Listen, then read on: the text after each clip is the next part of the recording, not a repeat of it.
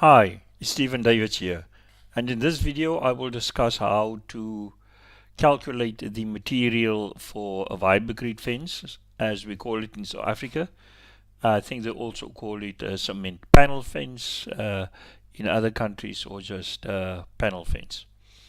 The reason why I made this video is because I ordered the material and it just looked too much, and I had then to do my own calculations and to figure out what and how I must order, and these are then the product of my work.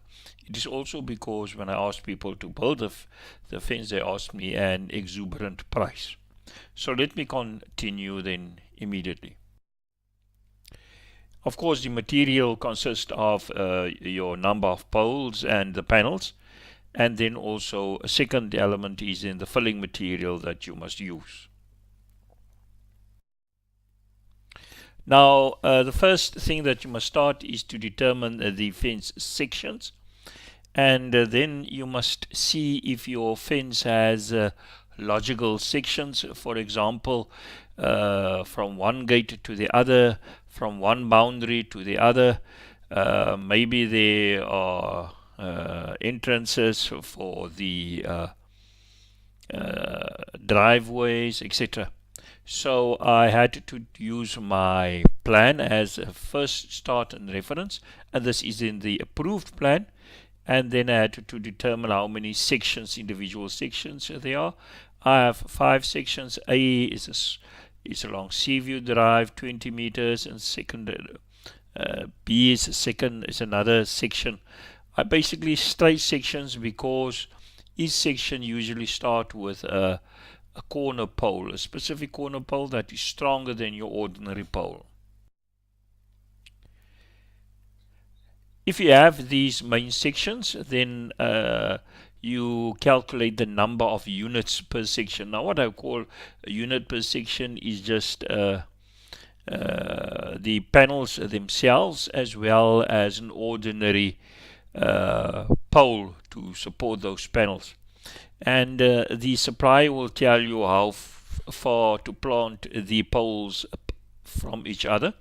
In my case, it was 1,5 meter, 1,500 meter. So the length of a section, a unit is 1,5 meters. So, for example, in my case, you then calculate from having the number of units per sections, you go further.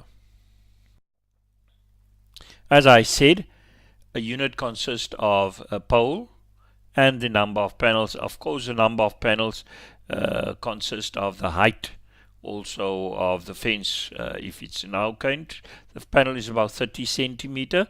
So for 1.2 meters high fence, I need 4 panels per section. For 1.8, 1.5, I need around 5 panels. Now the number of panel units to order, as I said, the panel consists of a panel and a pole. Is basically I take each section. Let me focus on section A there, and I divide it then by the unit length, and the unit length was 1.5 meter, so it gives me 13.3 panel units that I must order for section A. If you follow the same thing, go to, for example, section C, and then you divide it by the length of that section divided by the length of the unit. And then in section C 700, I get 4.7 units that section consists of. But now you must remember that the suppliers do not supply you 4.7 or 4,7 or 1.4 units. They supply you whole units. So that means then that you will have to go back after you have your calculations. you must then simply go back and then see, in order for yourself to save. Okay, in section A, I have a comma 3 unit left, and in section B, I got a comma 7 unit left. Comma 7 unit means for that every comma, I must buy a whole unit. You don't get, I can't order 4.7 panels. I must order 5 panels. I can't order 1.4 panels. I must order 2 panels. But in some sections, such as in section A, you see there is a comma 3 unit left. So from the rest of the, because there will be a residual panels, because the panels are cut and divided, it means that then I can maybe save 1 panel, because I can use the rest of the part of panel E is 1.4. Panel E has 1.4. So maybe I can use from that section that's left over, comma 6. Or in this case, maybe from section B is a nice part, comma 7, that I need to use. So it means then, while I must order for section, strictly speaking, maybe for section A 14 pieces, for section B 5 pieces, for section C 5 pieces, for section 2 2 pieces, for section 1 for section E 1,4 2 pieces, I can save, I can order 1 less, because that one I can cut up. Now the number of panels you have to order per section, per unit, basically consists then of your total panel units that you added, that you see I need to get these panel units. And then in my case, when I added all the panel units up, I got 27 panel units. So I want a top panel, that's pattern, and for the height I need 3 panels, and in this case it's 27 times 3. So there I calculate then the number of panels I need to use. The number of poles basically also consists of the following. For every panel unit, if I may go to then the third,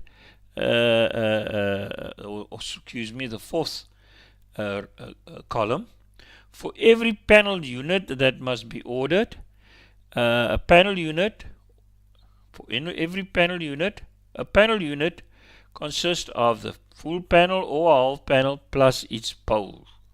So that's basically a panel unit.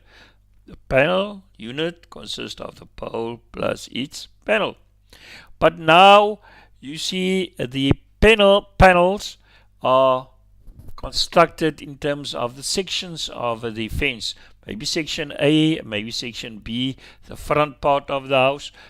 Section C is between the gates, between the driveway and the main gate, etc. Whatever your sections consist of.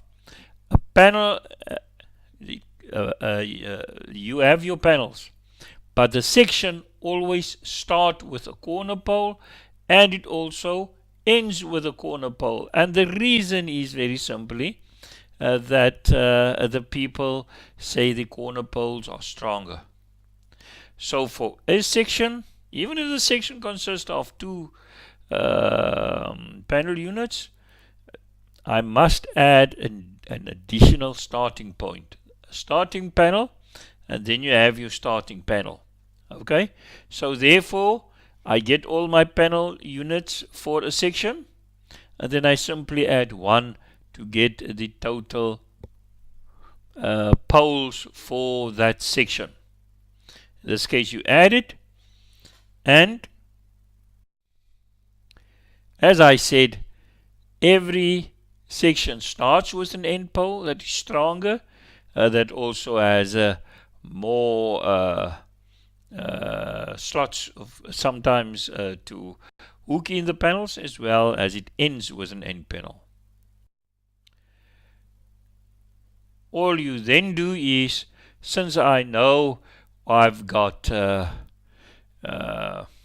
27 units, and I calculated in the second last column that I need 33 poles in total. This is 33 poles in total, includes all the end poles and the front poles. Then all you do is, for a section, you just extract and deduct the 2 end poles.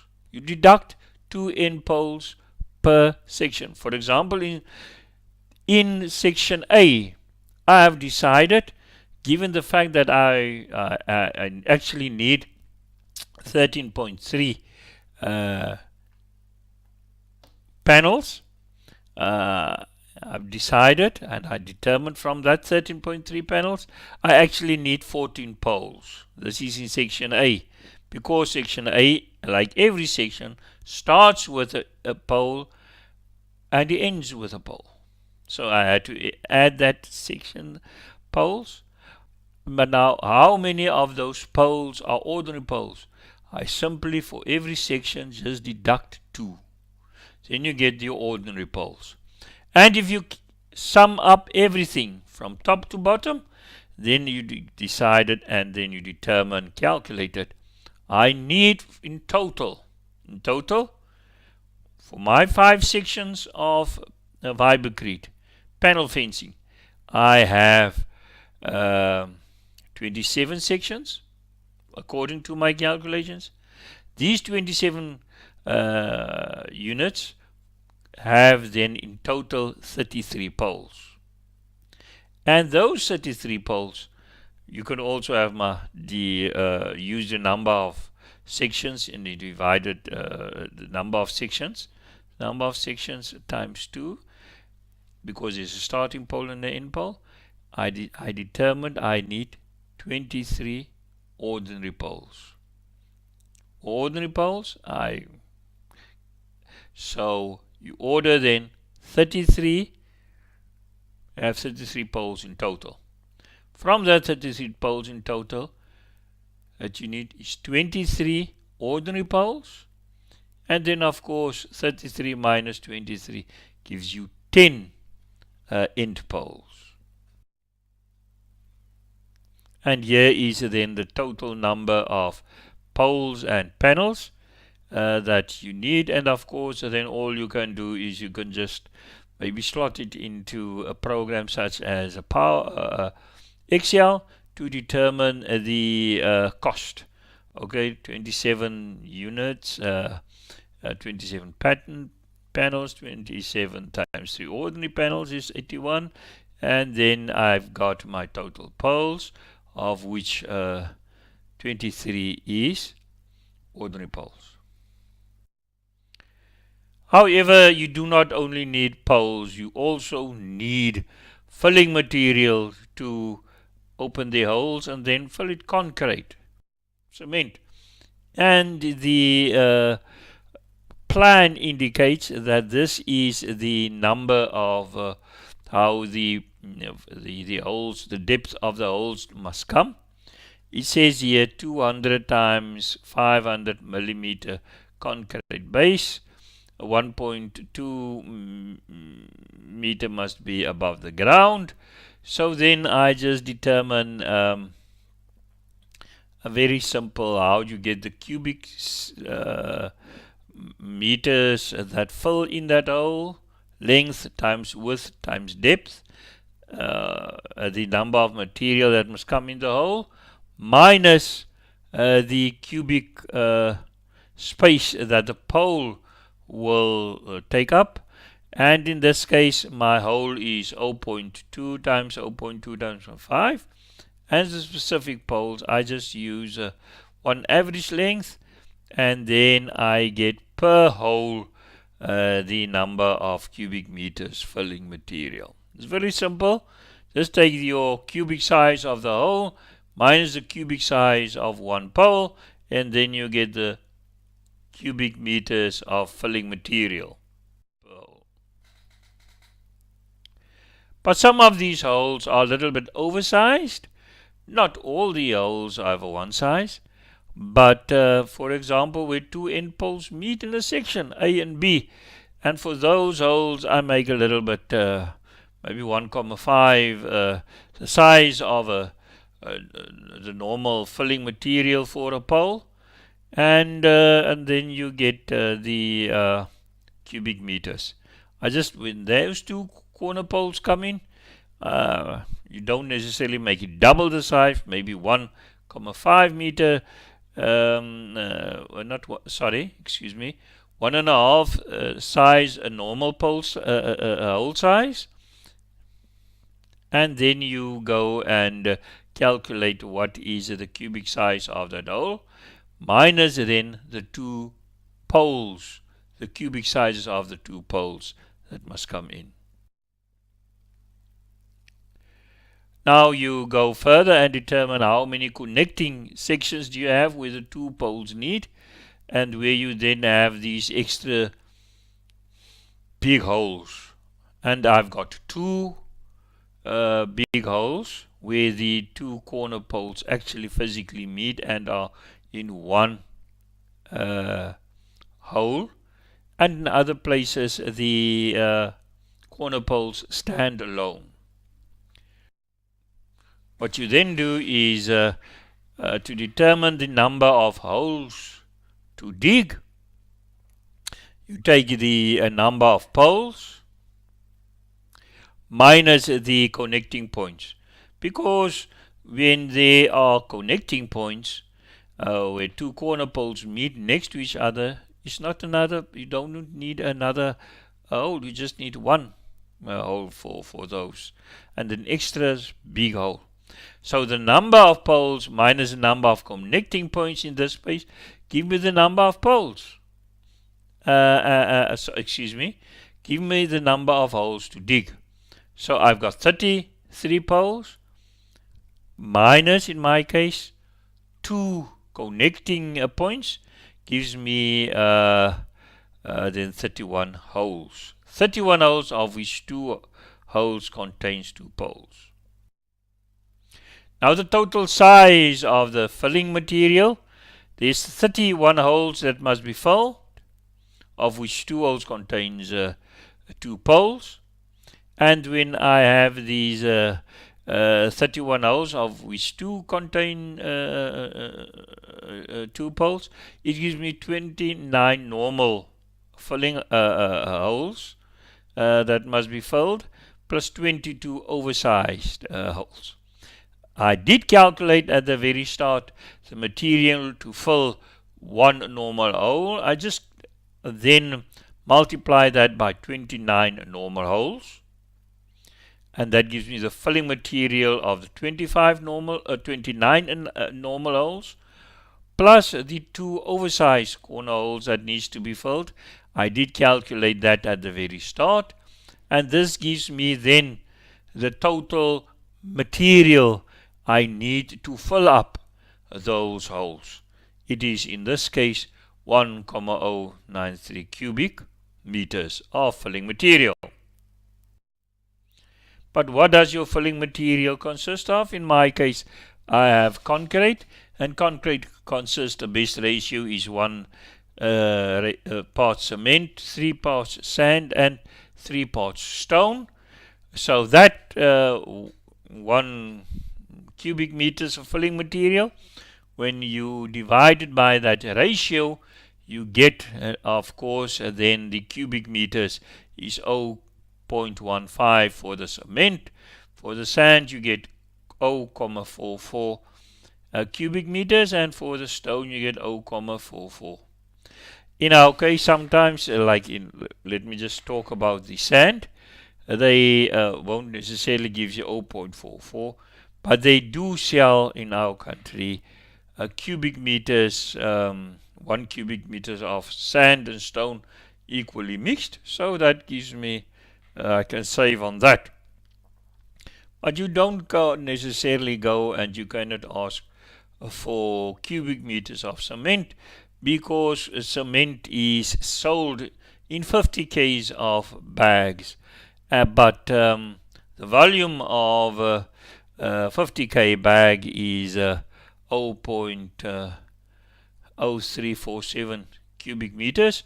So then you just take, okay, I've got the total cubic meters of sand I need, divide by the cubic meters of one bag, and it gives me the number of bags I need. In this case, I need 4,2 bags of cement, 50 kg cement. The summary of the total materials is then the sand and the concrete ratio, plus also the total number of poles and panels. These are then the material you need to use. Forgive me for anything that I maybe sometimes slipped up, but the calculations are correct. You can look at it, you can take your time for it. You can also then, I hope you save, because in this case the material that they calculated for me was wrong and I had to calculate it myself. Thank you very much for watching this video. Please like, share this video and subscribe.